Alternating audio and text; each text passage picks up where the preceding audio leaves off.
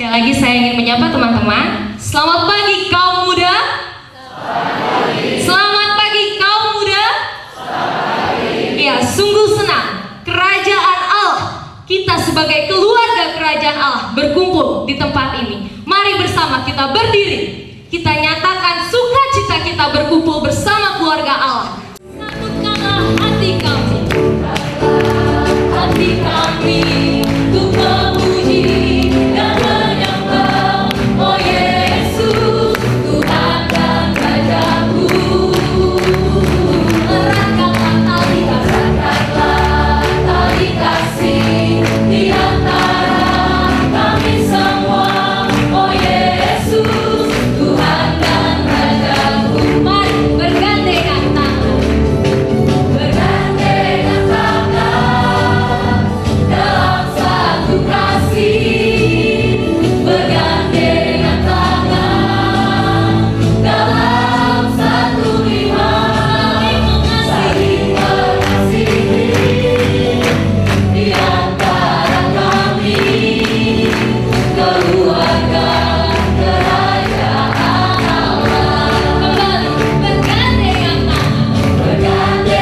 tangan dalam satu kasih, bergandengan tangan dalam satu iman, saling mengasihi di antara kami, keluarga kerajaan Allah. Kita berdoa. Kami bersyukur ya Tuhan, di hari perhentian yang Engkau berikan kepada kami boleh datang memuji dan memuliakan nama-Mu, dan juga menikmati kasih Tuhan yang menyatukan kami. Kami bersyukur untuk retret koordinator yang pada hari ini telah sampai di hari yang terakhir, melihat bagaimana cinta kasih Tuhan bagi PMK-PMK di Jakarta dan regional boleh Tuhan nyatakan dengan kembali memperlengkapi kami untuk boleh menjadi pemimpin-pemimpin yang terus dipimpin oleh Allah bagi pembangunan kerajaan Allah di kampus kami masing-masing. Kami sungguh berdoa, Tuhan yang memimpin ibadah kami pada hari ini, biarlah Engkau menyatakan kehendak-Mu sekali lagi, baik melalui setiap pujian, firman yang akan kami dengarkan. Dan kiranya Tuhan, hidup kami boleh kembali disegarkan, untuk kami boleh kembali dan melayani Tuhan di dalam tempat kami masing-masing. Ya Tuhan, kami menyerahkan ibadah minggu ini bagi hormat dan kemuliaan nama-Mu, di dalam satu nama yang kudus, nama Tuhan kami Yesus Kristus, kami memulai ibadah kami. Amin. Hari ini, hari yang telah dijadikan Tuhan. Mari kita bersukacita karenanya. Kita berdiri, kita nyatakan sukacita kita melalui puji-pujian. Hari ini, hari yang telah dijadikan Tuhan. Yang pria, nyanyikan. Hari ini, hari yang telah dijadikan Tuhan. Hari ini, hari yang telah dijadikan Tuhan. Mari kita bersuka. Yang wanita. Hari ini, hari yang telah dijadikan Tuhan. Mari kita bersuka.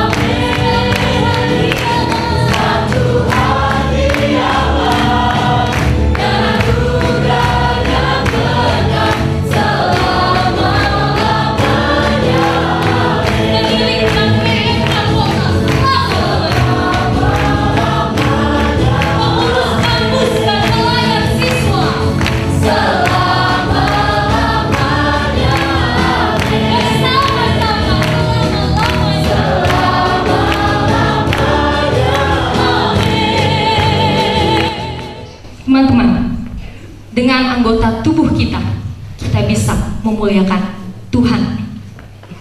Dan dengan anggota tubuh yang sama, kita dapat sangat mendukakan hati Tuhan. Mari saat ini kita merefleksikan kembali hal-hal apa saja yang sudah dan sedang kita lakukan sampai saat ini. Mari dengan sikap berdoa. Seringkali juga pemikiran-pemikiran kita menjadi kebenaran yang kita ikuti. Dan mungkin banyak hal lain yang membuat kita jauh dari jalan Tuhan. Mari saat ini akui setiap kelemahan kita di hadapan Tuhan.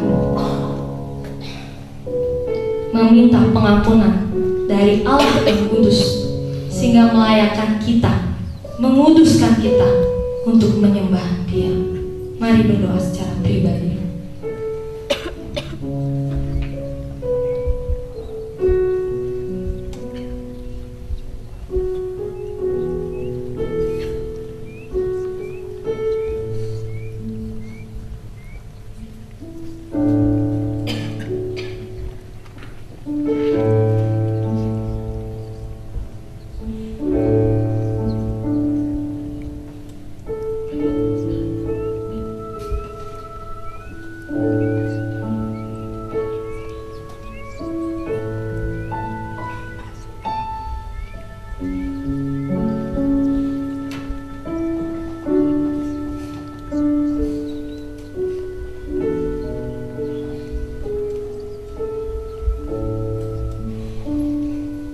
Sekalian seperti domba tanpa gembala, tidak dapat tahu arah jalannya.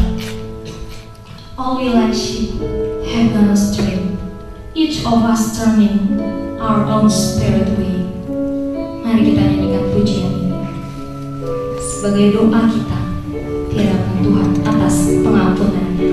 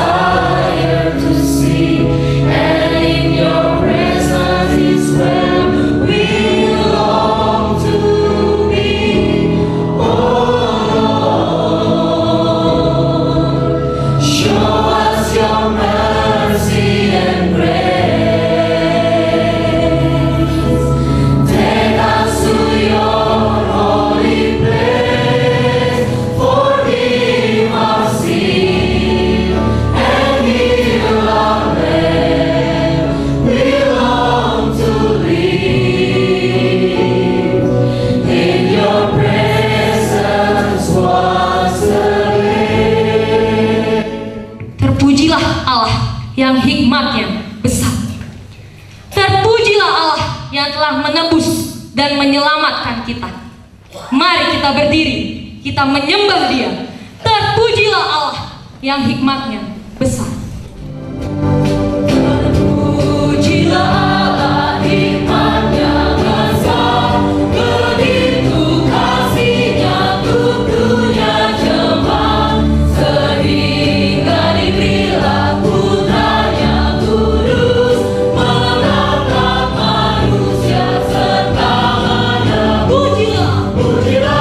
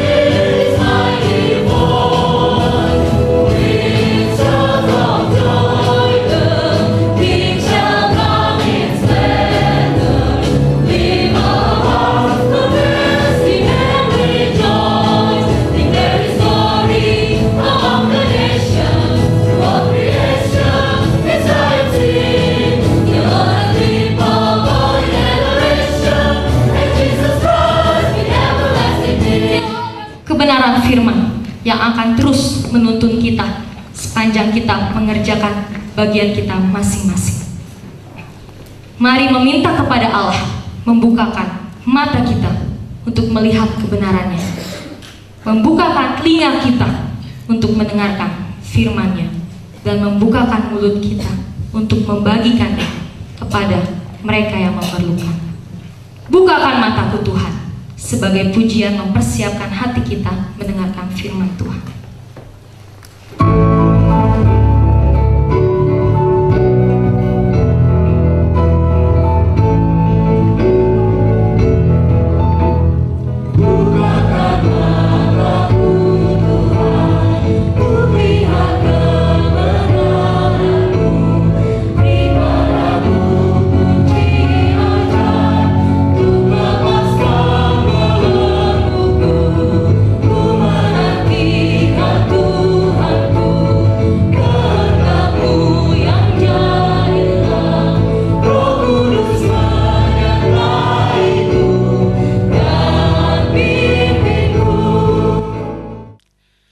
Tuhan, kami membuka hati kami untuk menyambut sabda-Mu. Kami membuka pikiran kami untuk diterangi oleh perkataan-perkataan yang suci. Dan kami membuka hidup kami untuk diterangi, diuji, dikoreksi, dan diperbarui oleh pesan-pesan-Mu. Karena itu ya Bapa, karuniakanlah kepada kami penglihatan surgawi, sehingga kami bukan hanya melihat apa yang terlihat oleh mata jasmani kami, tapi kami boleh melihat apa yang hanya dapat dilihat jika Roh Suci berkarya dalam diri kami. Kemuliaan-Mu, kesucian-Mu, isi hati-Mu sedalam-dalamnya, sehingga kami boleh sambung rasa dengan Tuhan kami. Dan berikutnya kami boleh sambung gerak dengan Tuhan kami, menyatu hati dan langkah dengan Juru Selamat kami. Terima kasih Bapa. Demi Kristus kami berdoa. Amin. Selamat pagi semuanya. Kita sampai di penghujung kitab Hakim-Hakim. Ada sedikit koreksi bahwa teksnya bukan sekadar pasal 17 tapi sampai pasal 18. Hakim-Hakim 17 sampai 18. Mari kita membuka. Hakim-Hakim 17 sampai 18. Kita akan membacanya secara bergantian, saya akan membaca terlebih dahulu. Ada seorang dari pegunungan Efraim, Mika namanya.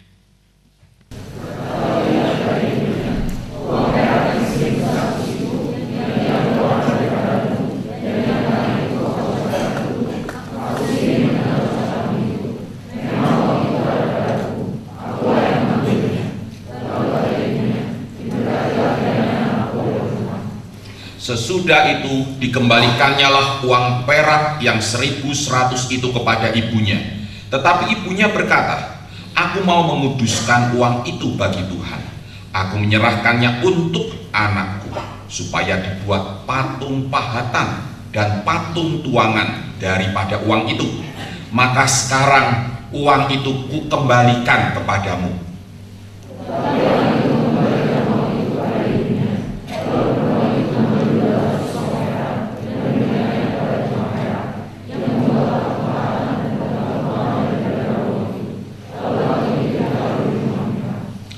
Mika ini mempunyai kuil, dibuatnyalah efod dan terafim, ditahbiskannya salah seorang anaknya laki-laki yang menjadi imamnya.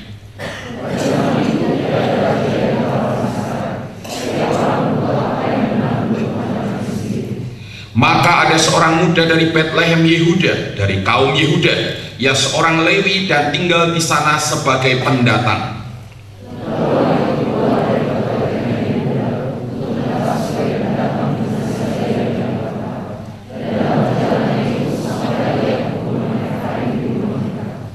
Bertanyalah Mika kepadanya, "Engkau dari mana?"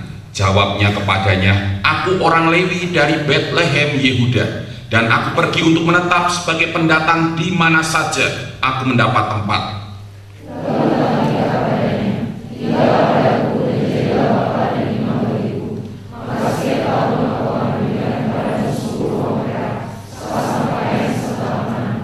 Orang Lewi itu setuju untuk tinggal padanya, maka orang muda itu menjadi seperti salah seorang anaknya sendiri.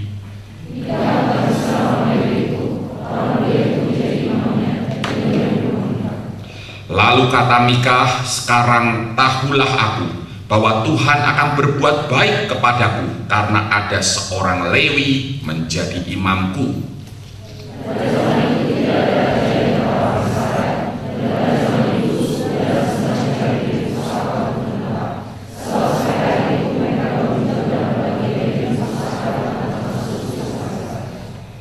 Sebab itu Bani Dan menyuruh dari kaumnya 5 orang dari seluruh jumlah mereka, semuanya orang-orang yang gagah perkasa, yang berasal dari Sora dan Esi-Taol, untuk mengintai negeri itu dan menyelidikinya, serta berkata kepada mereka, "Pergilah menyelidiki negeri itu." Ketika orang-orang itu sampai ke pegunungan Efraim di rumah Mika, bermalamlah mereka di sana.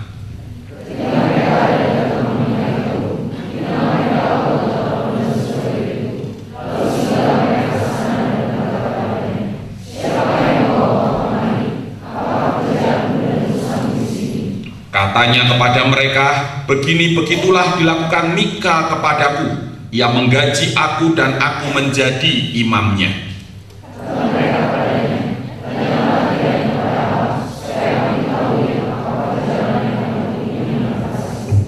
Kata imam itu kepada mereka, "Pergilah dengan selamat. Perjalanan yang kamu tempuh itu dipandang baik oleh Tuhan."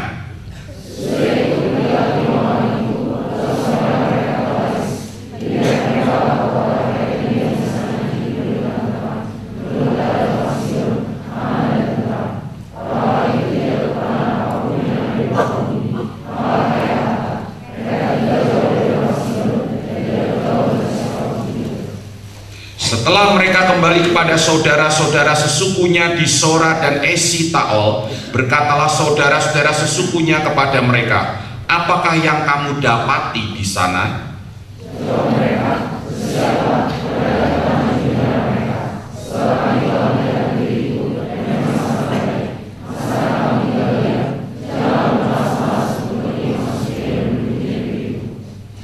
Apabila kamu memasukinya, kamu mendapati rakyat yang hidup dengan tentram, dan negeri itu luas ke sebelah kiri dan ke sebelah kanan. Sesungguhnya Allah telah menyerahkannya ke dalam tanganmu. Itulah tempat yang tidak kekurangan apapun yang ada di muka bumi.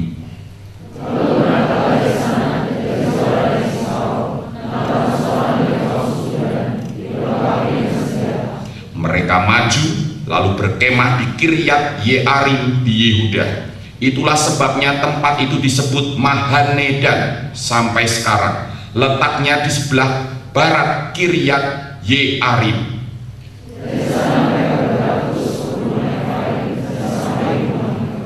Lalu berbicaralah kelima orang yang telah pergi mengintai daerah Lais itu. Katanya kepada saudara-saudara sesukunya, "Tahukah kamu bahwa dalam rumah-rumah ini ada efod, terafim, patung pahatan, dan patung tuangan?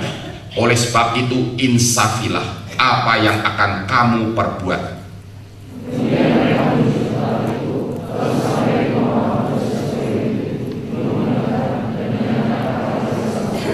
Sementara ke-600 orang dari Bani Dan yang diperlengkapi dengan senjata itu tinggal berdiri di pintu gerbang.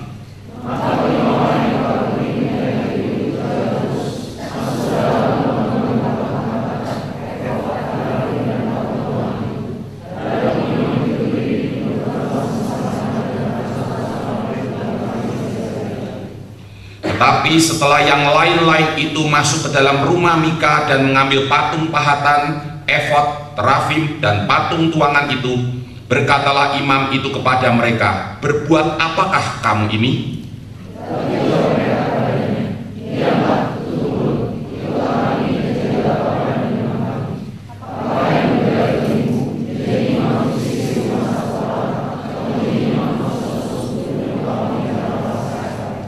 Maka gembiralah hati imam itu. Diambilnya efod, terafim, dan patung pahatan itu, lalu masuk ke tengah-tengah orang banyak.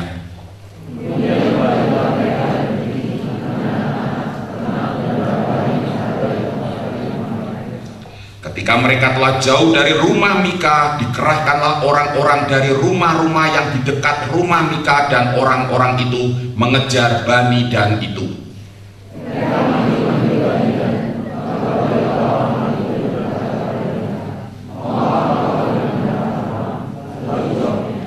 Allahku yang kubuat serta imam juga kamu ambil, lalu kamu pergi. Apakah lagi yang masih tinggal padaku? Bagaimana perkataanmu itu kepadaku? Mau apa engkau?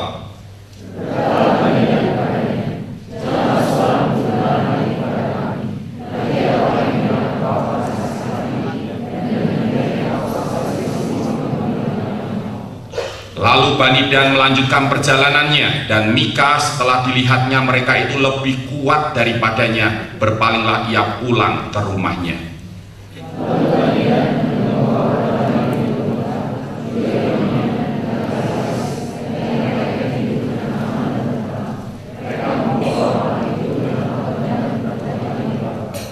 Tidak ada orang yang datang menolong, sebab kota itu jauh dari Sidon, dan orang-orang kota itu tidak bergaul dengan siapapun juga. Letak kota itu di lembah Bet Rehob.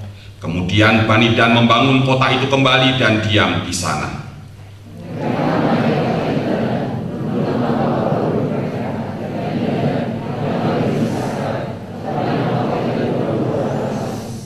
Bani Dan menegakkan bagi mereka sendiri patung pahatan itu. Lalu Yonatan bin Gersom bin Musa bersama-sama dengan anak-anaknya menjadi imam bagi suku Dan, sampai penduduk negeri itu diangkut sebagai orang buangan.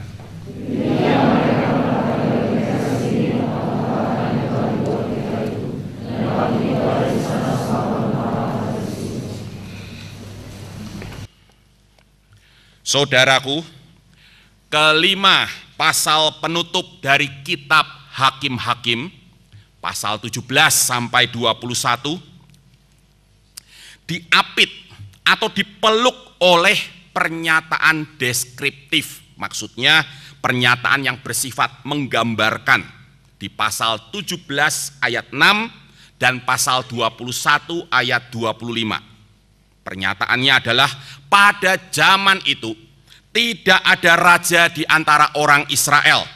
Setiap orang berbuat apa yang benar menurut pandangannya sendiri. Teks ini memeluk ke 5 pasal penutup dari kitab Hakim-Hakim. Di pasal 18 ayat 1 dan di pasal 19 ayat 1, pernyataan pada zaman itu tidak ada raja di antara Israel diulang tanpa kalimat selanjutnya, setiap orang berbuat apa yang benar menurut pandangannya sendiri. Mengapa? Demi mempersilakan kisah demi kisah berbicara sendiri tentang bagaimana konkretnya setiap orang berbuat apa yang benar menurut pandangannya sendiri. Karena itu, janganlah kita terkejut jika ironi demi ironi semakin merajalela dan memuncak dalam kelima pasal penutup dari kitab Hakim-Hakim. Nah, apa arti teks yang memeluk kelima pasal penutup itu? Pada zaman itu tidak ada raja di antara Israel. Setiap orang berbuat apa yang benar menurut pandangannya sendiri. Apakah teks ini bersifat pro monarki, artinya mendukung sistem pemerintahan kerajaan, apakah teks ini bermaksud menyatakan bahwa solusi bagi karut-marutnya Israel adalah bertahtanya seorang raja? Coba kalau ada raja, tentunya rakyat tidak akan berbuat seenak udelnya sendiri. Setuju? Tidak. Bukan itu maksud teks ini. Perhatikan. Dalam kitab Hakim-Hakim, istilah raja, kata Ibraninya melek, dan hakim, syofet, sejajar dan sinonim. Sama-sama menunjuk kepada pemimpin politik. Kita tahu Abimelek disebut raja, bukan hakim, tapi berada pada rangkaian kisah hakim-hakim. Melek dan syofet di dunia timur dekat kuno itu sinonim. Jadi, maksud teks ini adalah bahwa setelah kematian Simson, tidak ada lagi pemimpin politik yang dibangkitkan oleh Tuhan. Sampai di kemudian hari, Tuhan membangkitkan sosok Samuel, yang dalam kitab 1 Samuel disejajarkan dengan Yerubbaal, Barak, dan Yefta, para hakim itu. Nah, itu bagiannya Bang Alex nanti yang menyampaikannya. Pertanyaannya, mengapa Tuhan tidak lagi membangkitkan raja atau hakim bagi Israel setelah Simson? Justru, saudaraku, pertanyaan itulah yang ingin dijawab oleh kalimat selanjutnya, yaitu karena. Jadi pertanyaannya kan, mengapa Allah tidak lagi membangkitkan pemimpin politik setelah Simson? Justru pertanyaan itu yang ingin dijawab oleh kalimat selanjutnya, yaitu karena, kata kuncinya adalah karena. Karena setiap orang berbuat apa yang benar menurut pandangannya sendiri. Bukan Tuhan yang tidak mau memimpin umat. Sebaliknya, umat yang tidak mau dipimpin Tuhan. Bukan berarti umat tidak punya persoalan, hidup lancar-lancar saja. Tidak. Tapi mereka memilih untuk menyelesaikan segala persoalan mereka dengan cara mereka sendiri. Tidak perlu petunjuk Tuhan. Maka Tuhan pun diam. Seperti tertulis di pasal 10 ayat 16b yang kita renungkan kemarin. Hati Tuhan susah karena kesusahan umat. Namun Tuhan sekarang memilih diam. Diam dengan hati yang susah. Peribahasanya, makan hati berulam jantung. Yang dari sastra Indonesia siapa? Makan hati berulam jantung. Peribahasa ini biasa dikenakan kepada orang tua, ayah ibu, yang hatinya sedih dan susah karena anak-anaknya tumbuh kembang tidak seperti yang diharapkan.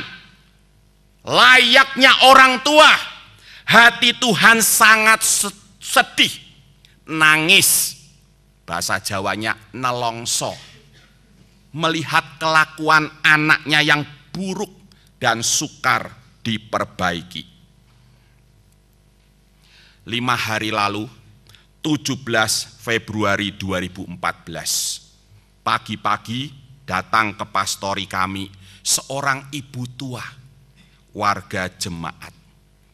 Jalannya tertatih-tatih, susah payah dia datang ke tempat kami. Sudah lama ibu tua itu ditinggal mati suaminya. Sejak saya tinggal di kota Kudus selama hampir 3 tahun terakhir ini, dia indekos. Ibu tua indekos. Kalau mahasiswa indekos, oke. Ibu tua indekos. Mengapa? Saya bertanya-tanya. Dia tidak tinggal dengan anaknya.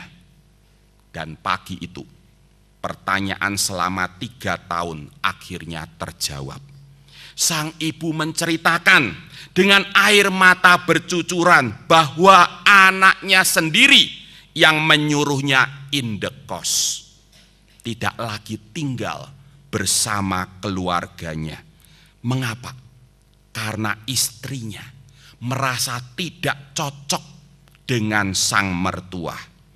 Dan yang lebih menyusahkan ibu tua ini adalah kenyataan bahwa setelah menikah anaknya justru tidak lagi berbakti di gereja. Memang selama 3 tahun saya di Kudus, saya tidak pernah melihat anaknya, hanya dengar bahwa dia punya anak. Sang anak hanya antar jemput putranya sekolah minggu. Tambahan lagi, pada minggu kemarin ini, ketika si ibu tua menegur cucunya di gereja karena terlambat datang ke sekolah minggu. Kamu kenapa terlambat? Si cucu dengan kasar berkata, "Oma, nggak usah tanya-tanya, bukan urusan Oma." Cucu anak sekolah minggu berkata demikian. Oh, betapa menyakitkan ucapan dan kelakuan itu. Pagi itu, mendengar tangisan si ibu tua, saya tidak dapat berkata apa-apa. Saya ini pendeta, tapi tidak pinter, ngonseling, tapi mau tidak mau harus ngonseling. Diam 1000 bahasa bersama si oma yang terluka. Makan hati berulam jantung bersama Tuhan yang sangat sedih melihat kelakuan anak-anaknya yang buruk dan sukar diperbaiki. Mengapa Tuhan memilih diam? Dalam kisah Simson, kemarin kita ber-PA, betul, tentang Simson. Kalian temukan apa yang berbeda dalam kisah Simson dengan kisah model, yaitu kisah Otniel? Tidak ada rintihan umat. Unsur itu tidak ada. Nanti dicek lagi. Dalam kisah Simson, tanpa unsur rintihan umat, Tuhan tetap bertindak. Itu luar biasanya kisah Simson. Ya. Mengapa? Selanjutnya sekarang Allah diam. Sekarang umat juga tidak merintih, tidak meminta petunjuknya. Kalau pada era Simson, umat diam, Tuhan tetap bertindak. Kenapa sekarang diam? Jangankan menghukum, menegur pun tidak. Mengapa? Saya tidak tahu. Itu misteri Allah. Tidak semuanya kita harus tahu. Nanti pusing sendiri.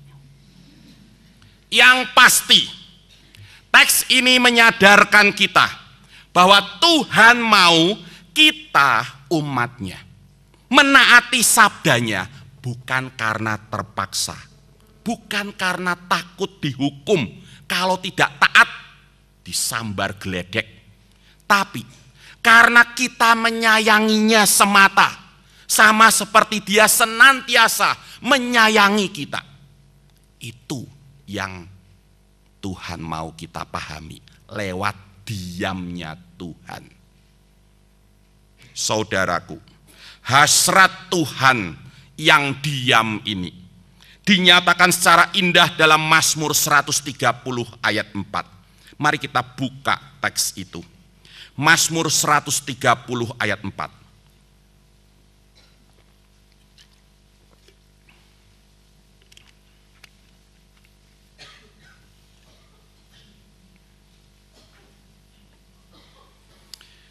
Demikian senandung pemazmur. Tetapi padamu, pada Tuhan, ada pengampunan supaya engkau ditakuti orang. Saudaraku, tujuan Allah mengampuni kesalahan manusia adalah supaya ia ditakuti. Dalil ini tidak umum. Dalil ini tidak umum. Biasanya seseorang itu ditakuti karena perawakannya atau perangainya yang menakutkan, kuat, kasar, kejam, dan seterusnya. Seperti itu juga bayangan kita tentang Allah. Allah selayaknya ditakuti karena dia berkuasa menghukum orang berdosa. Namun pemazmur tidak setuju dengan dalil itu. Allah selayaknya ditakuti karena dia berkuasa menghukum orang berdosa. Pemazmur tidak setuju. Teologi pemazmur itu menggugat teologi klasik.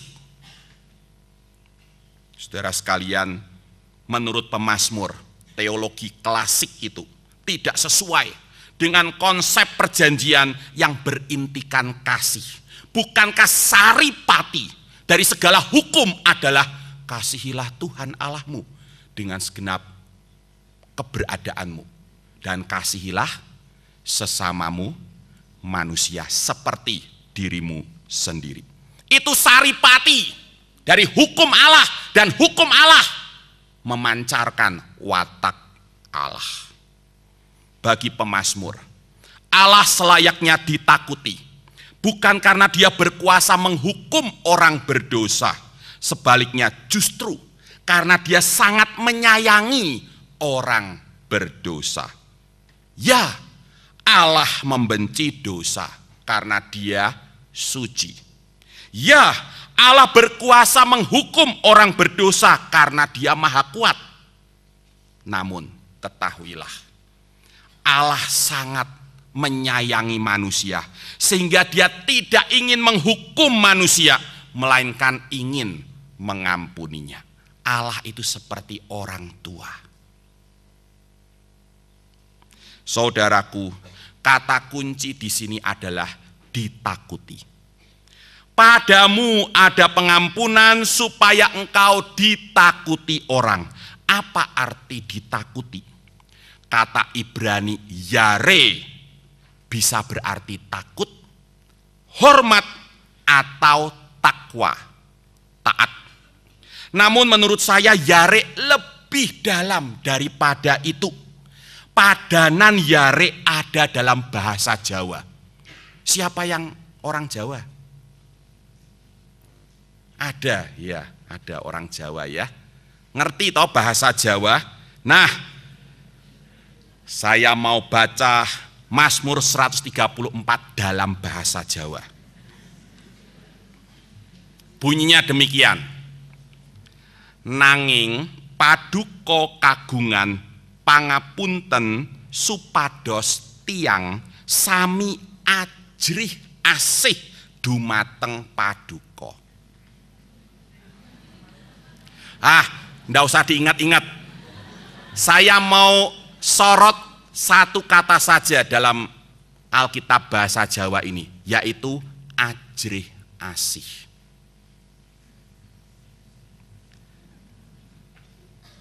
Tuhan memberikan pengampunan supaya semua orang supados tiang sami ajrih asih, supaya semua orang ajrih asih dumateng paduka, ajrih asih terhadap Tuhan. Di sana yare diterjemahkan ajrih asih. Ajrih itu artinya apa yang dari Jawa?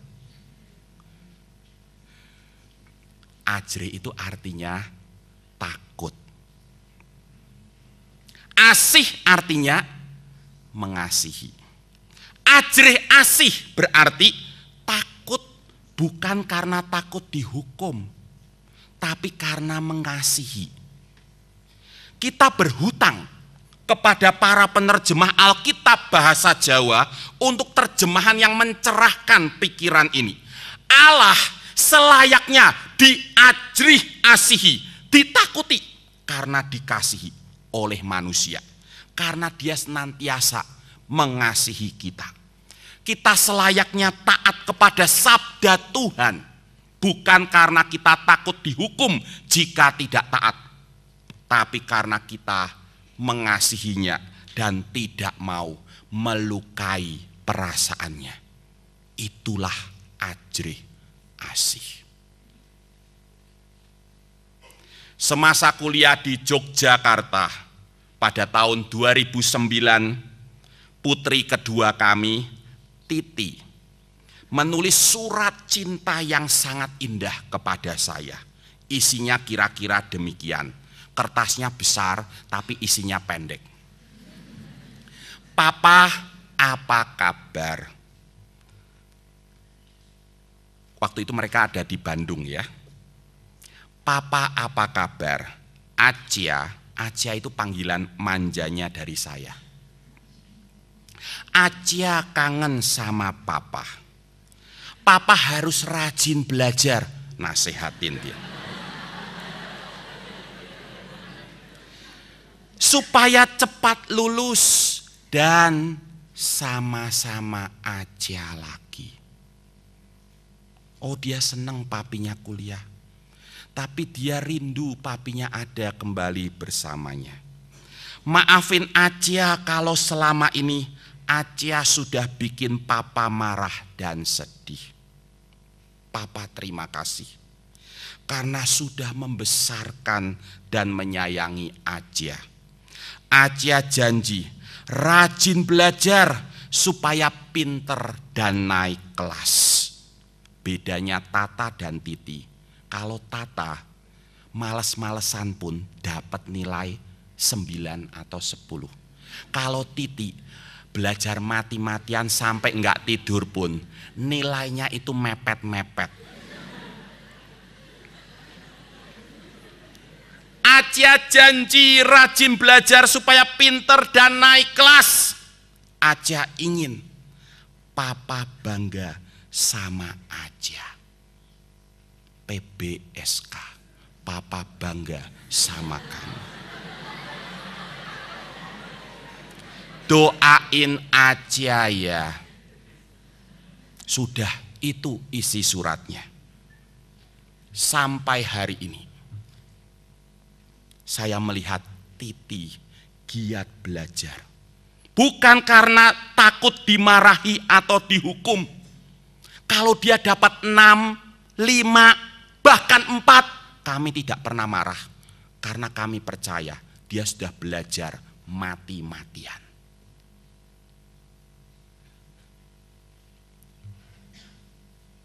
Dia belajar bukan karena takut dimarahi atau dihukum oleh papanya, tapi karena menyayangi papanya dan tidak ingin membuatnya sedih. Dan perjuangan seperti itu, percayalah, diberkati Tuhan. Selama 2 tahun terakhir ini, Acia selalu berada pada lingkaran 10 besar di kelasnya. Kalau kita cinta kepada seorang, kita akan mati-matian menjadikan diri kita terbaik bagi orang itu. Pasti. Itulah ajrih asih. Pada Agustus tahun lalu, di seputar hari ulang tahun saya, tanpa sengaja, saya mendapati tulisan putri pertama. Kesian ya, enggak disebut-sebut dari hari pertama. Tata di wall Facebooknya. Putri pertama kami ini berbeda dengan putri kedua, tertutup. Kalau dia mau menyampaikan sesuatu, Kalau yang kedua ekspresif. Kalau yang pertama misterius. Jadi kita harus pandai-pandai melihat tanda-tandanya. Kayak Tuhan dia, misterius. Nah, menjelang saya ulang tahun, dia menulis di wall Facebooknya, "The most beautiful thing in this world is to see your parents smiling. And the next best thing is to know that you are the reason behind the smile." Hal yang paling indah di dunia ini adalah melihat orang tuamu tersenyum. Dan hal kedua terbaik adalah mengetahui bahwa engkaulah alasan dia tersenyum. PBSK. Tata senang melihat orang tuanya tersenyum. Itu hal terindah di dunia ini. Dan dia ingin alasan papahnya tersenyum adalah dirinya. Itulah ajrih asih. Dan itulah hadiah ulang tahun terindah buat saya di tahun lalu. Saudara mau memberikan persembahan yang terindah kepada Tuhan. Paulus berkata, persembahkanlah tubuhmu sebagai persembahan yang hidup, yang kudus, dan yang berkenan kepada Allah. Itu yang bikin PBSK, Papa surgawi maksudnya, bangga sama kamu. Kembali ke kisah Mika dan patung sembahannya. Hakim-Hakim 17 sampai 18. Tahukah saudara bahwa bersama kitab Yosua, Rut, 1 dan 2 Samuel, serta 1 dan 2 Raja-Raja, kitab Hakim-Hakim disebut sebagai sejarah deuteronomistik atau sejarah ulangan. Mengapa? Karena bahasa dan teologinya mirip sekali dengan kitab ulangan, maka disebut sejarah ulangan. Intinya, teologi kitab ulangan adalah panggilan Allah atas Israel untuk menjadi umatnya. Karena itu, mereka harus beribadah kepada Tuhan semata dengan memegang perjanjiannya dan menaati segala perintah dan hukumnya yang terkristal dalam dasa titah. 10 perintah. Nah, dengan kacamata teologi ulangan itulah kita dapat melihat rangkaian ironi dalam kisah Mika dan patung sembahannya sebagai, saya menyebutnya, pemakzulan dasa titah. Pemakzulan dasa titah artinya penanggalan 10 perintah sebagai pegangan hidup umat yang tadinya dipegang kuat-kuat dilepas. Pemakzulan dasa titah. Alih-alih memegang teguh sabda Tuhan, dasa titah, Israel justru menyingkirkannya dari hidup keseharian mereka. Jadi kacamata kita adalah teologi ulangan, teristimewa dasa titah sebagai perwakilan teologi ulangan melihat teks ini. Ini yang disebut sebagai intertekstual criticism, penafsiran antar teks. Kita lihat, titah pertama. Jangan ada padamu Allah lain di hadapanku. Ulangan 5 ayat 7. Namun Mika mempunyai kuil sendiri, lengkap dengan patung sesembahan, ada 2, patung pahatan dan patung tuangan, Allah rekaan atau buatan manusia. Lalu perangkat efod dan terafim, perangkat keimaman, tak kurang imam yang ditahbiskannya sendiri, mulai dari anaknya sendiri, lalu seorang Lewi.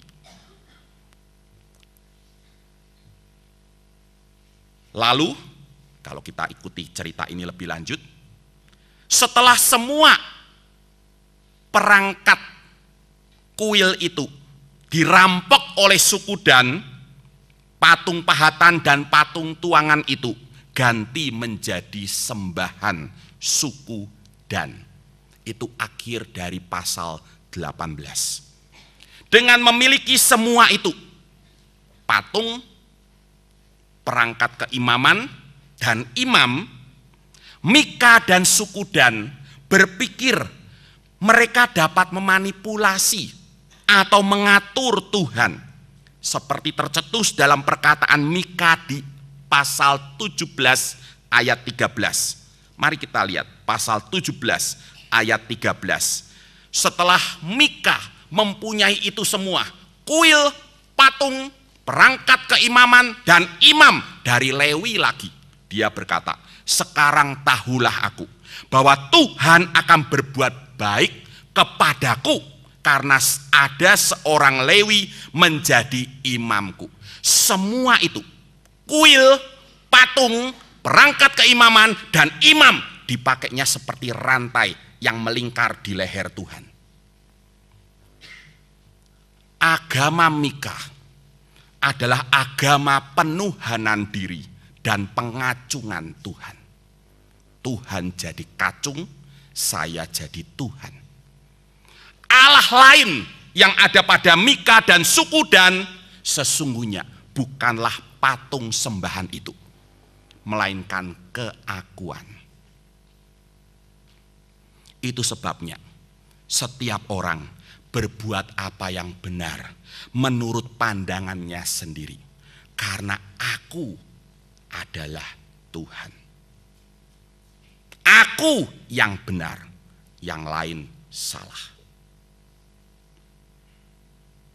Titah kedua, jangan membuat bagimu patung yang menyerupai apapun yang ada di langit di atas, atau yang ada di bumi di bawah, atau yang ada di dalam air di bawah bumi. Jangan sujud menyembah kepadanya atau beribadah kepadanya. Ulangan 5 ayat 8 sampai 9. Namun ibu Mika justru menyuruh anaknya sendiri membuat patung sembahan. Kita tahu ceritanya ya.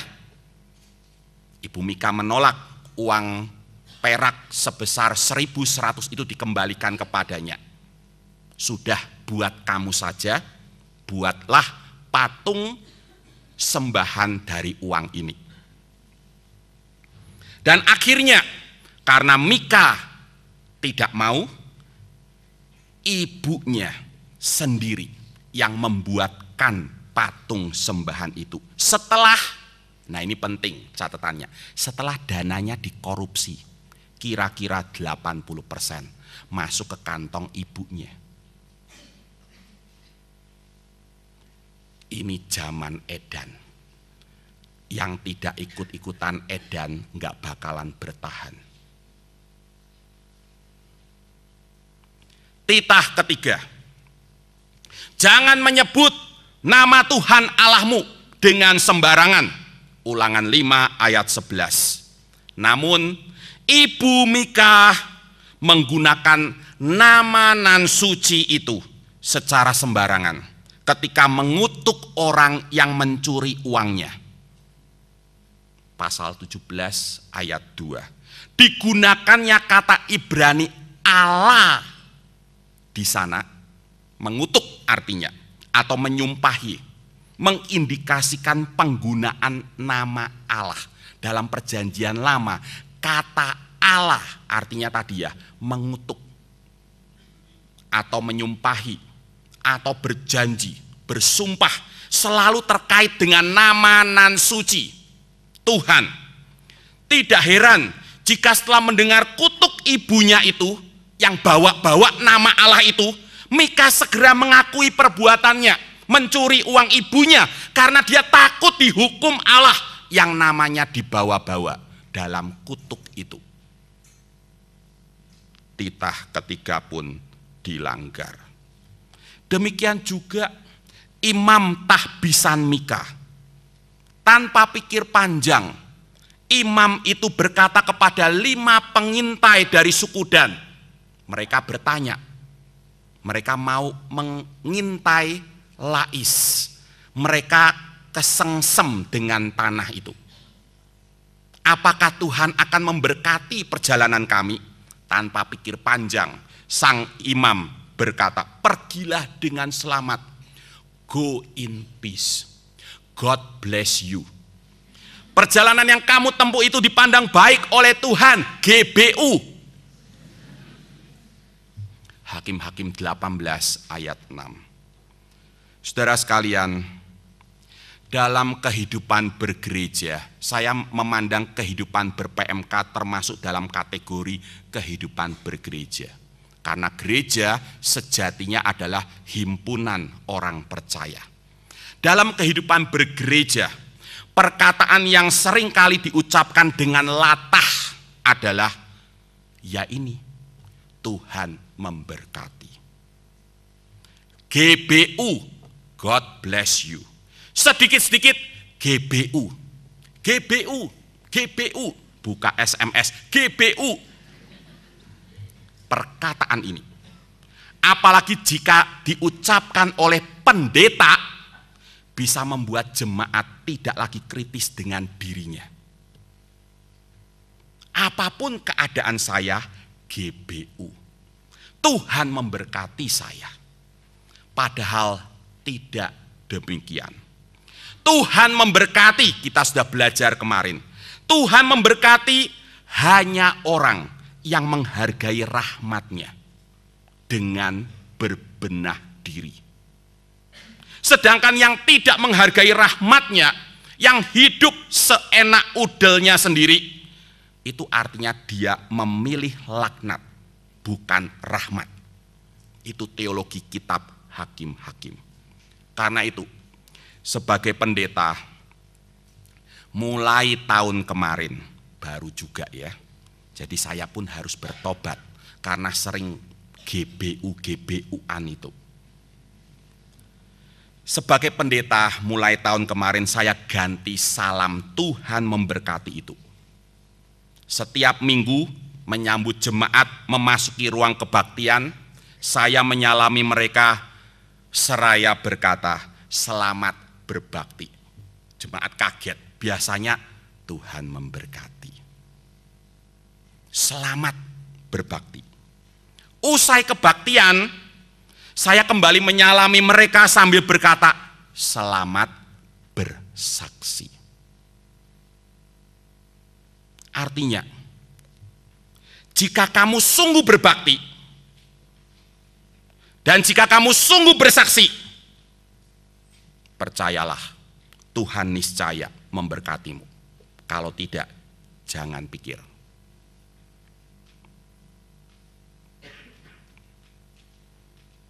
Ini artinya berteologi. Berteologi berarti kita tidak boleh latah. Kita harus mempengaruhi dunia ini.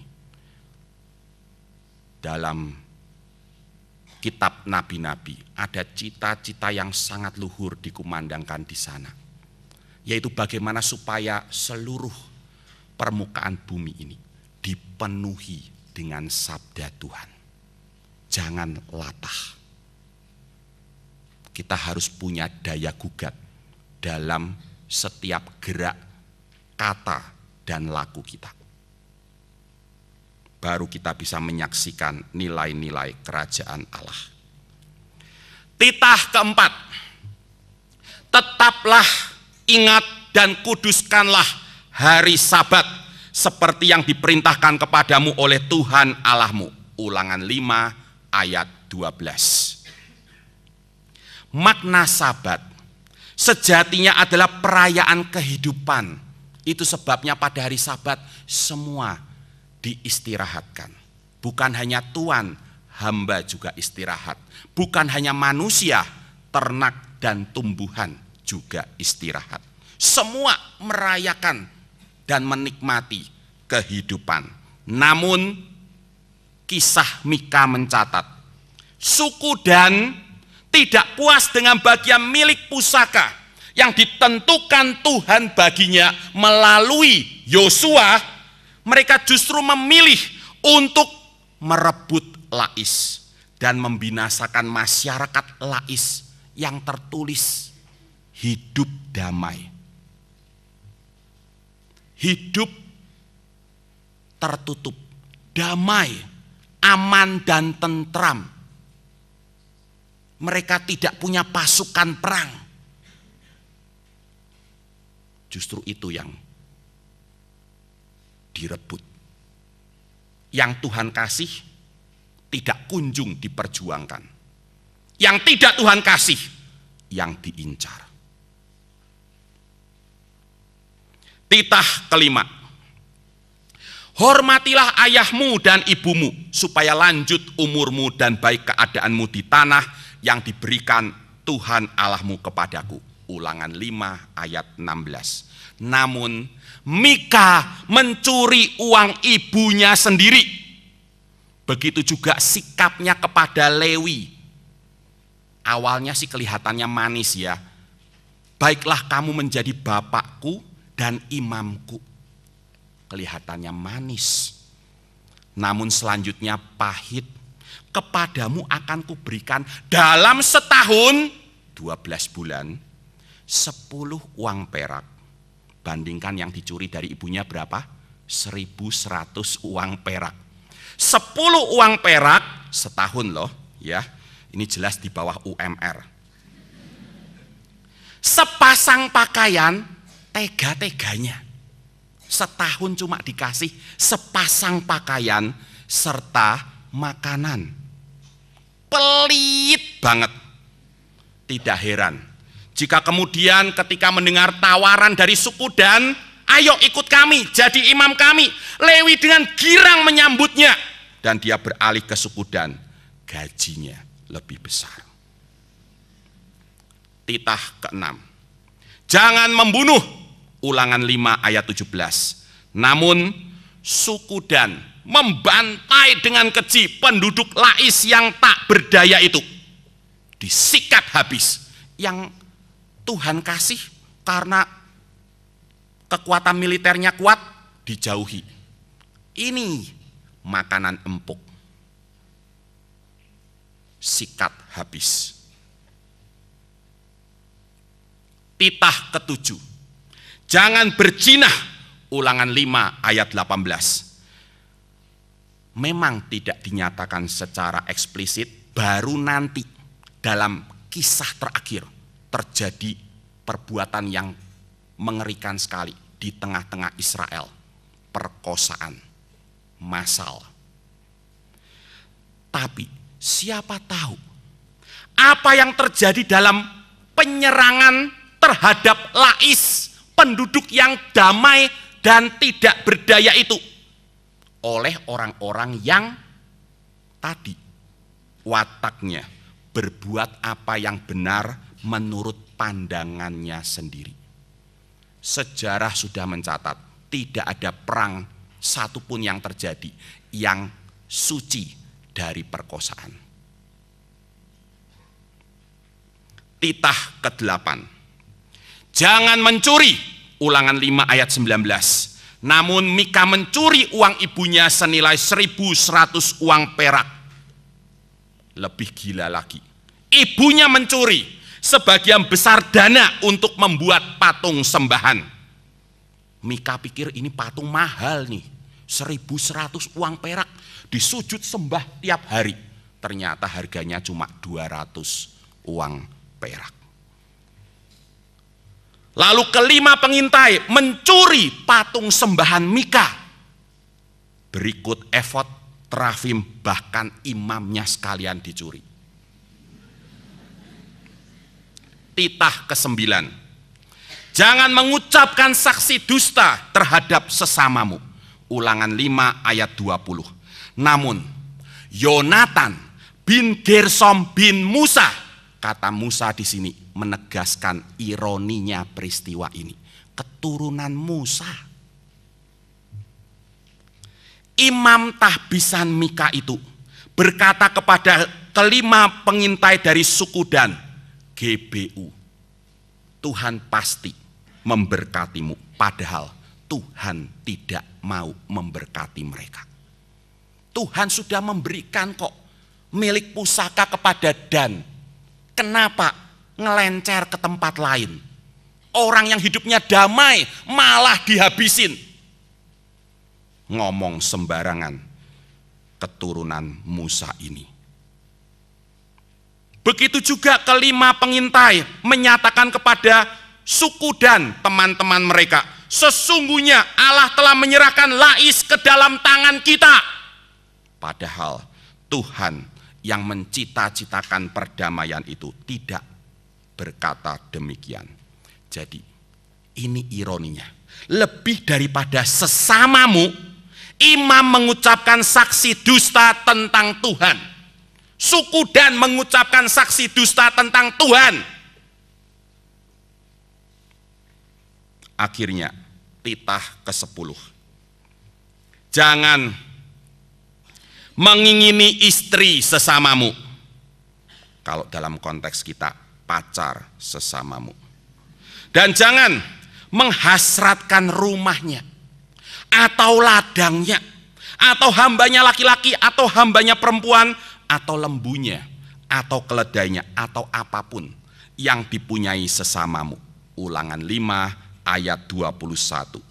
Namun suku Dan tidak puas dengan bagian milik pusaka mereka, mengingini dan merampas tanah dan kota Lais yang rakyatnya, berulang kali disebut ini, hidup dengan tentram, aman dan tentram, sampai 3 kali disebut. Seakan Tuhan ingin mengatakan, kok kamu tega? Masyarakat yang hidup begitu damai, aman dan tentram, kamu habisin. Pemakzulan Dasatitah. Dan ironisnya, itu berawal dari keluarga, pilar masyarakat, Mika dan ibunya. Kalau sudah demikian, apalagi yang bisa diharapkan? Kalau pilar masyarakat sudah runtuh, apalagi yang bisa diharapkan? Kisah Mika dan patung sembahannya ini mengajak kita untuk menyadari betapa pentingnya keluarga menjadi pusat pembentukan kualitas keinsanian kita. Kalau keluarga gagal, rusaklah masyarakat, rusaklah suku, rusaklah dunia. Orang tua bertanggung jawab menyajikan Dasatitah sebagai menu utama setiap hari. Dalam konteks PMK, keluarga adalah kelompok kecil. Nah, pertanyaannya, Dasatitah ini masalahnya adalah semakin tidak populer. Siapa yang hafal Dasatitah di antara kita? Hafal agenda sinetron, hafal jabatan dan kewajiban-kewajiban PMK. Tapi Dasatitah apa ya? Oh, ingat-ingat, jangan lupakan hari Sabat. Ya itu saja. Saudaraku, ini saatnya kita kembali kepada Dasatitah.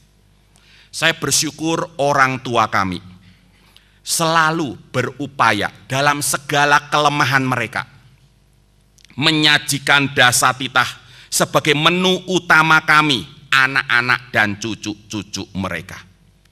Bagi papi mami, keluarga adalah gereja kecil mereka. Mereka punya konsep itu. Keluarga adalah gereja kecil kami. Pertengahan tahun lalu, kami sekeluarga berlibur ke pantai Bandengan.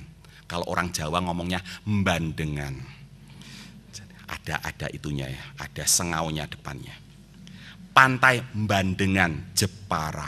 Kalau kalian ke Jepara, jangan lupa ke pantai Bandengan. tidak kalah cantik dengan pantai Nusa Dua Bali. Kami berlibur bersama papi mami, keluarga Cici dari Jogja, dan keluarga adik dari Jakarta. Ngumpul semua. Gereja kecil papi mami kembali berhimpun seperti tahun-tahun sebelumnya. Kebersamaan selama 3 malam 4 hari di tepi pantai itu sangat menyenangkan.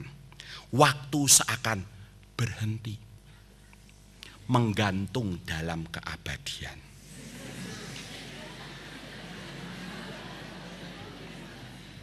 Kami larut dalam canda, tawa, curhat, dan perenungan tanpa agenda dan tuntutan keseharian. Handphone silent. Ya. Tiba-tiba waktu bersama itu harus berakhir. Kami pun harus berpisah lagi, menekuni tugas dan panggilan masing-masing. Namun keadaan kami tidak sama seperti ketika kami datang. Kesegaran spiritual telah kami peroleh dari waktu yang seakan berhenti, menggantung dalam keabadian itu. Di antaranya, pada malam terakhir, ketika papi mengumpulkan kami, anak-anak dan mantu-mantunya. Sekarang anaknya sudah berlipat 2, dari 3 menjadi 6. Untuk apa? Untuk berbagi kisah dan rasa menyangkut keadaan oma kami dan keluarga om kami, adik papi. Oma kami usianya 101 tahun. Kondisi oma semakin lemah. Namun beliau bersikeras tinggal di rumah tuanya di belahan Jakarta. Tidak mau ikut salah satu dari kami. Saya mau mati di rumah ini. Sedangkan keluarga om kami yang tinggal bersama oma juga sedang bermasalah. Suami istri cekcok tidak kunjung henti. Papi mengajak kami untuk bersama-sama memikirkan apa yang dapat kita perbuat bagi oma tercinta dan om kami. Sampai akhir percakapan, tengah malam itu, tidak ada solusi. Namun pelajaran yang sangat berharga kami peroleh dari papi. Papi bukan orang yang berorientasi terutama pada hasil. Tapi sekali lagi, bagaimana supaya keluarganya tetap menjadi gereja kecil yang bergumul dengan firman. Pelajaran yang berharga itu adalah sampai kapanpun keluarga, orang tua dan saudara, baik atau buruk kelakuan mereka, harus kami sayangi mati-matian. Bahkan ketika usia dan fisik kita semakin tua dan lemah. Malam itu, di waktu yang seakan berhenti, menggantung dalam keabadian itu, titah nan suci dan abadi menyongsong kami kembali. Hormatilah ayahmu dan ibumu, dan kasihilah saudaramu. Berbisik lembut di hati kami, seperti desir angin di pantai Bandengan. Selain itu, tidak seperti tahun-tahun sebelumnya, dalam kebersamaan kali ini, papi mami tidak banyak bicara tentang hubungan-hubungan di antara kami. Biasanya dia tanya, gimana hubunganmu sama Yanti? Atau kepada adik saya, Erwin namanya, gimana hubunganmu sama Cing Ing? Atau kepada cici saya, bagaimana hubunganmu dengan Gideon? Kali ini tidak. Yang tidak berubah adalah papi mami tetap tampak mesra. Menjelang terbenamnya mentari. Wah, ini indah sekali ya. Dari tempat yang lebih dalam di pantai Bandengan itu, kami melihat ke arah pantai. Kami melihat papi menggandeng tangan mami turun ke pantai. menikmati deburan ombak. Setiap pagi mendahului kami bangun, mereka berdua sudah bangun, lalu berjalan bergandengan tangan menyusuri pantai, menyambut terbitnya mentari. Mami tampak jauh lebih pendek ketimbang papi. Itu berarti papi harus memperlambat langkahnya untuk mengiringi mami. Kalau tidak, papi sampai mana, mami baru sampai mana. Hati kami bergetar menyaksikan pemandangan sepasang kekasih lanjut usia itu. Pemandangan seperti ini berbicara lebih banyak ketimbang 1001 nasihat tentang kasih sayang. Sepasang tangan keriput yang bergandengan di tengah debur ombak itu menyuarakan kembali titah nan suci dan abadi lainnya. Jangan berzina. Jangan berzina. Menyenandungkan janji nan suci kala menikah, apa yang telah dipersatukan Allah tidak boleh diceraikan manusia. Saya akan tetap mencintai dan melayanimu, baik pada waktu suka maupun duka, baik pada waktu sehat maupun sakit. Dan saya akan memeliharamu dengan setia sampai saya mati. Saatnya Bang Alex bernostalgia tentang pernikahan. Pada sepasang tangan keriput yang bergandengan itu, kami melihat tangan Allah yang sangat menyayangi kami, yang tidak pernah melepaskan cengkeramannya dari tangan kami. Oh, kami ingin bergandengan tangan seperti itu sampai kami keriput nanti. Yang terakhir, tiba saatnya kami harus berpisah kembali. Itu saat yang tidak menyenangkan, namun sangat mengharukan. Mami memeluk saya dengan mesra, seakan memeluk Erik yang masih bayi. Meluknya itu bukan sekedar memeluk, dipeluk seperti memeluk seorang bayi. Papi memeluk saya dengan lembut. Tangannya entah sengaja atau tidak, tangan papi menyentuh telinga saya. Waktu dia peluk saya, entah sengaja atau tidak, tangannya menyentuh telinga saya. Saya pun teringat. Tangan yang sama itu pernah menjewer saya puluhan tahun yang lalu. Dulu saya nakal minta ampun. Tangan itu menjewer saya. Sekarang sudah lebih baik. Tangan itu membelai saya. Seperti tangan Allah yang keayahan, yang menegur dan menghukum orang berdosa, namun yang selanjutnya merangkul dan menciuminya. Oh, saya pun ingin punya tangan seperti itu. Merenungkan semua itu, pagi tadi saya berdoa, Tuhan, terima kasih untuk gereja kecil kami. Saya, Yanti, Tata, Titi, dan Toto. Saya berjanji, saya akan berjuang mati-matian untuk menyajikan dasa titah sebagai menu utama kami setiap hari. Tolonglah saya Tuhan. Dan tolonglah juga para pemimpin PMK,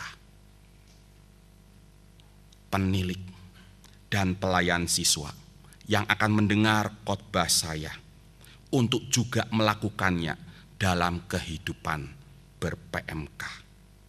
Tolonglah mereka demi kemuliaan-Mu. Amin. Mari kita tundukkan kepala.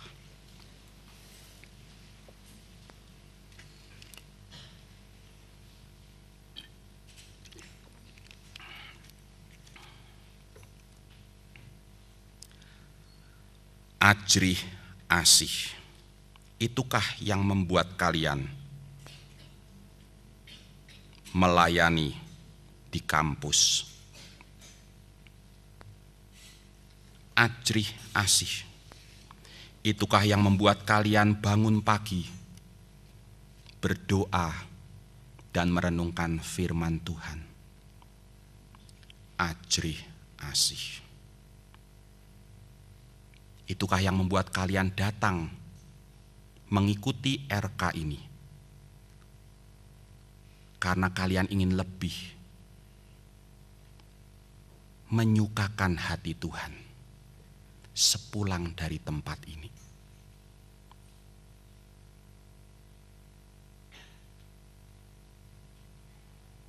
Ajrih asih, itukah yang akan membuat kalian nanti bertahan dan bertekun ketika segala persoalan datang menimpa kalian. Seorang anak kecil pernah berkata kepada ayahnya, "Acia janji rajin belajar supaya pintar dan naik kelas. Acia ingin papa bangga sama Acia." PBSK. Itukah yang ada di hati kalian saat ini? Oh Tuhan, saya mau bergiat dalam segala tanggung jawab saya, karena saya ingin papa bangga sama saya.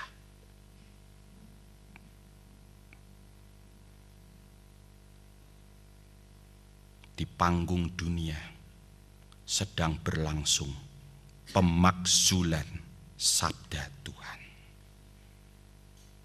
Jika kita latah, kita pun akan terperosok dan ikut arus. GBU.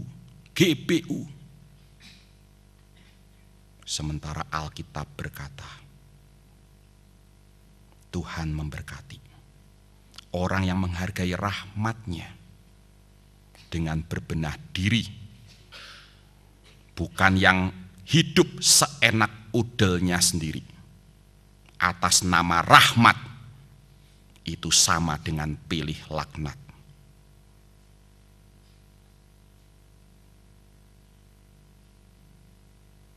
Apakah kita rindu mulai hari ini dasatitah sabda Tuhan menjadi menu utama kita setiap hari, sambil ingat sabda Tuhan melalui Musa dan yang kembali dikumandangkan dengan lantang oleh Kristus di padang gurun.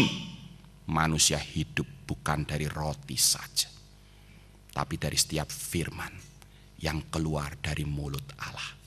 Enyah engkau setan.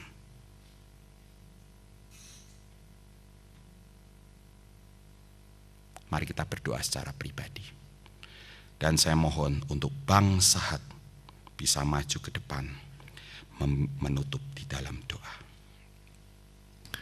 Tuhan, terima kasih untuk cinta-Mu yang begitu besar kepada kami.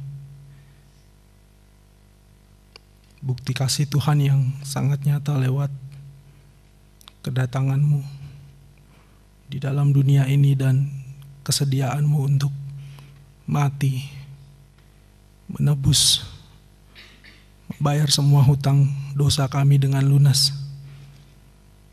Tuhan, sebenarnya tidak ada alasan untuk kami tidak mengasihi Engkau.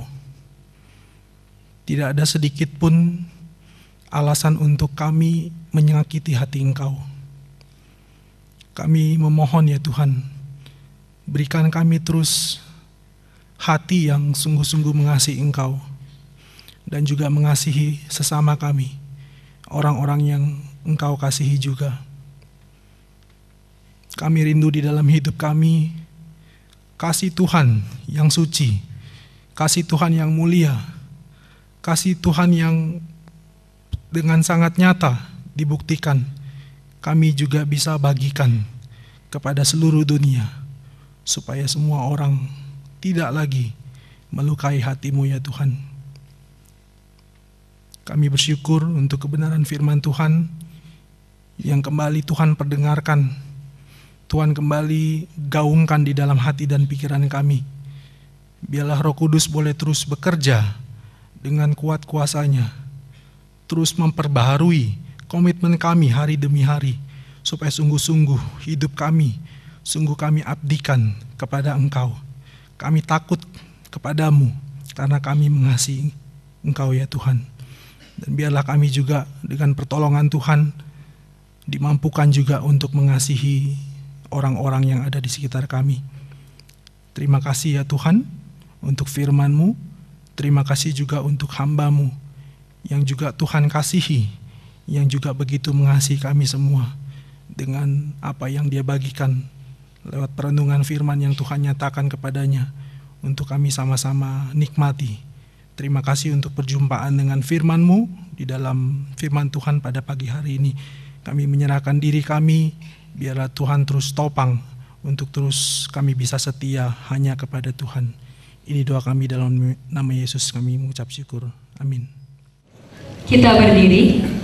Mari bersama-sama saudara seiman kita mengucapkan pengakuan iman rasuli kita.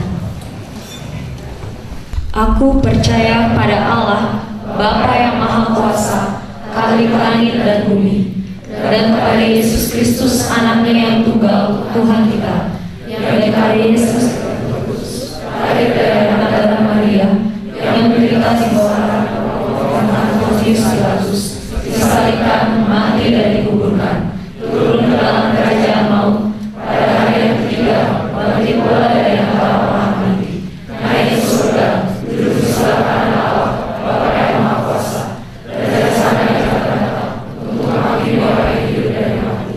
Aku percaya pada Roh Kudus, gereja yang suci dan maut, persekutuan Maha Kudus, pengampunan dosa, kebangkitan dan hidup yang kekal. Bukan suatu kebetulan bahwa Allah menempatkan kita di Indonesia. Dan bukan suatu kebetulan Allah memilih engkau menjadi seorang pemimpin di kampusmu. Bukan suatu kebetulan bahwa engkau ditempatkan di keluarga di mana engkau berada. Semua yang Allah lakukan adalah berkat karunia, karena Allah adalah Allah yang agung dan Maha Kuasa. Mari kita memberikan yang terbaik bagi Tuhan dengan memberikan persembahan kita.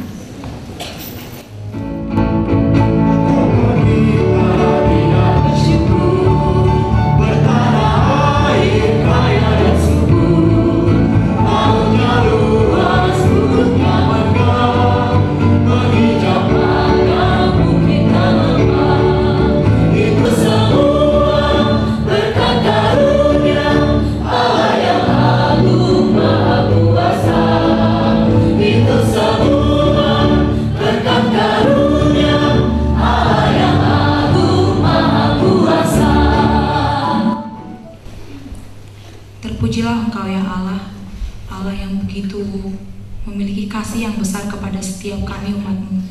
Kami sangat bersyukur kepada Tuhan atas penyertaan Tuhan kepada setiap kami.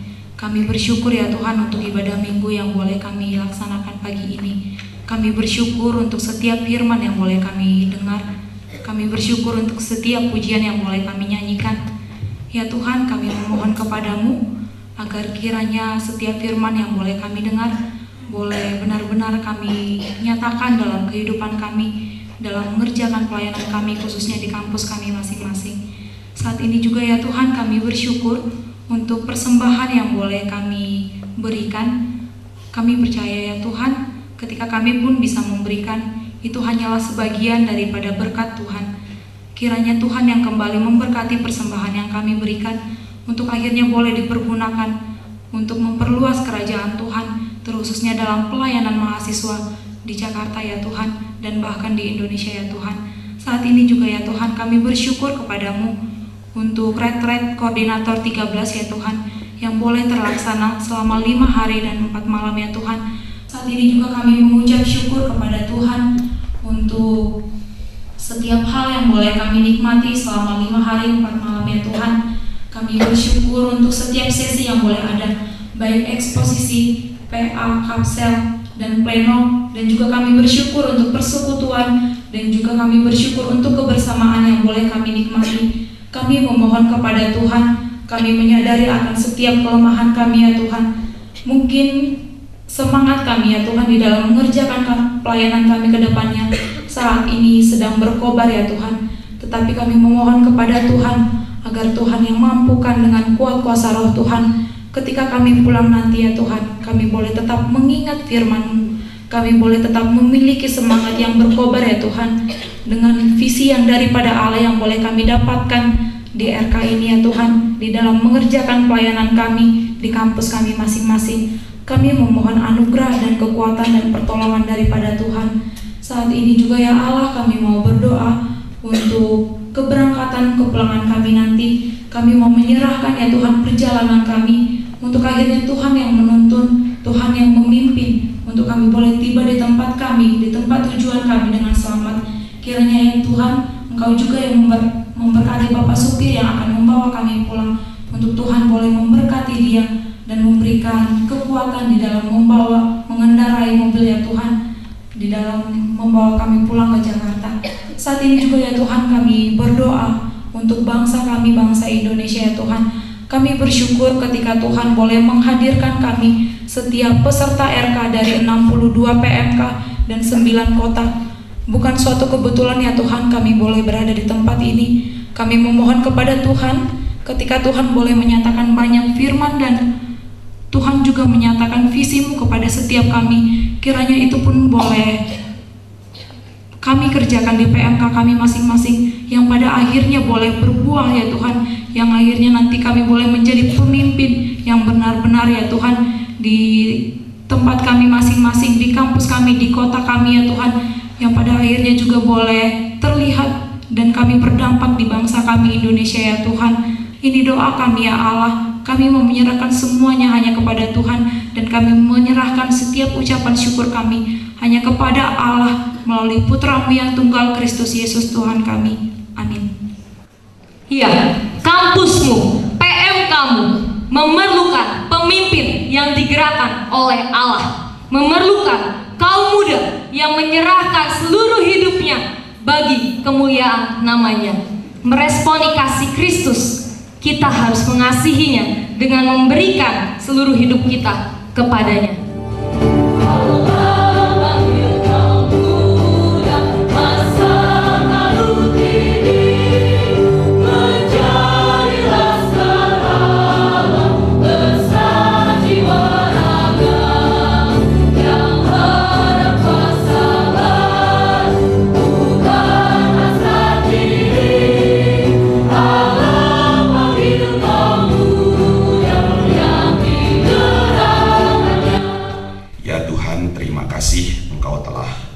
Berkenan hadir di tengah-tengah kami, menyapa kami, menyatakan isi hatimu, hatimu yang susah ketika melihat umat-Mu, rakyat negeri kami susah, hatimu yang memilih kadangkala diam karena Engkau tidak pernah mau memaksa kami.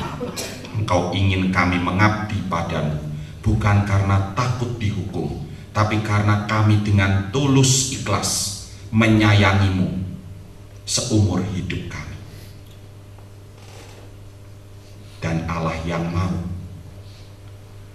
kami kembali kepada sabda-Mu yang telah Tuhan karuniakan kepada kami untuk menjadi pegangan hidup kami, menjadi makanan kami sehari-hari, terutama dalam keluarga kami. Karena keluarga adalah lembaga pertama yang Tuhan ciptakan untuk menjadi pilar kehidupan bermasyarakat, berbangsa, bernegara, bergereja, termasuk ber-PMK. Tuhan, terima kasih. Kami serahkan acara kami selanjutnya ke dalam tangan pertolongan dan tuntunan. Demi Kristus kami berdoa. Amin. Silakan duduk.